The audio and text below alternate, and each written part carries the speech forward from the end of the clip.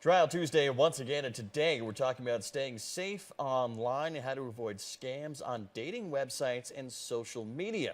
Attorney David Aylor, who can match and harmonize with just about anyone, is here with much more. Counselor, tell me all about this new scam. There's a lot of stuff going on the internet right now that people need to be aware of because you're putting a lot of personal information out there. Right, and where you're seeing a lot of that information going is these dating websites. Seems like you're seeing a different genre of dating websites popping up every week, and people are really attracted to these things. That's why they're so popular, as opposed to, going out in social settings. They're doing it over the internet. Unfortunately, what you're doing in those situations is you're providing information to what is a stranger about you yourself and a lot of your personal information. Absolutely. So these online, let's call them predators right now, there's several different ways that they're operating in kind of a scam. Tell me about one of them that you've seen recently here in town. Well, one that I've actually been involved in a case was it was an individual, and basically what he would do, he would find these women on these various dating websites. He had a couple sites, I won't mention their names, that he would usually go to, and then ultimately he would start dating them, sometimes more women,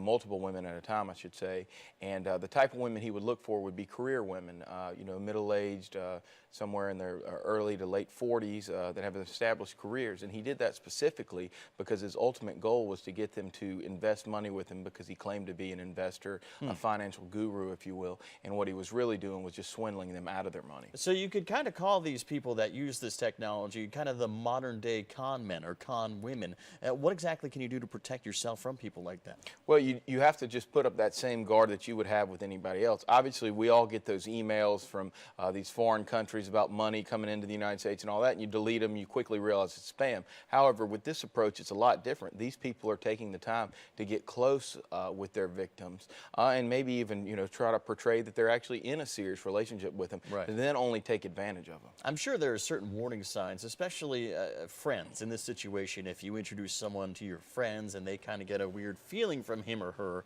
usually that's kind of a sign that you should probably pay attention to. Yeah, in reality, it should be looked at just like any other situation. If you met someone at work or in a bar, restaurant, or at church or something like that, you wouldn't quickly let them start holding your finances, doing things with your money. And so you really should live up to those same standards here. So no matter where the relationship may be progressing, you really have to safeguard yourself from that, because these people are professionals at what they do. They move in quick, and they take a lot of money from people. This case that you mentioned, how many women were in fact taken advantage of in that way over the internet, where they may perhaps have lost some of their fortune or their savings by investing with this gentleman? Well, just within a few years, there were several women just within the Southeast. And it wouldn't just be extremely wealthy women. It would be ladies that had, jobs such as school teachers who had built up large retirement accounts that they were going to then retire on, maybe move somewhere to be closer to their children. And then ultimately this individual would talk them into investing that retirement, which was just years of hard work and a lot of money that would then just go away. And what kind of charge does someone like that get in court? Well, you can look at both state charges and federal charges.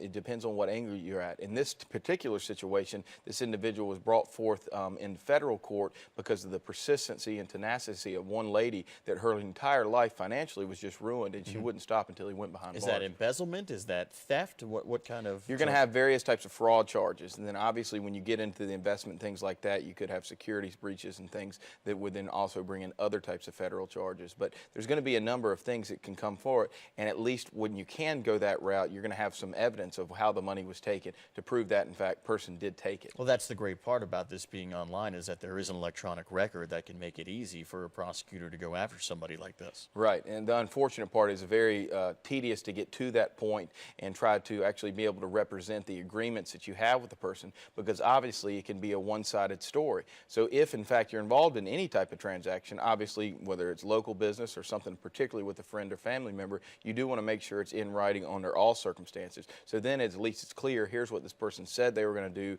and then here's what ultimately happened. Mixing business and relationships, whether in the real world, the electronic world, usually doesn't work out. No, not often, and particularly if it's not organized and documented. Indeed. There you go. Stay safe on the internet. Attorney David Aylor, thank you so much for your time, sir. As always, we do appreciate it. And stay with us. Tom's got another look at the forecast coming up right after the break.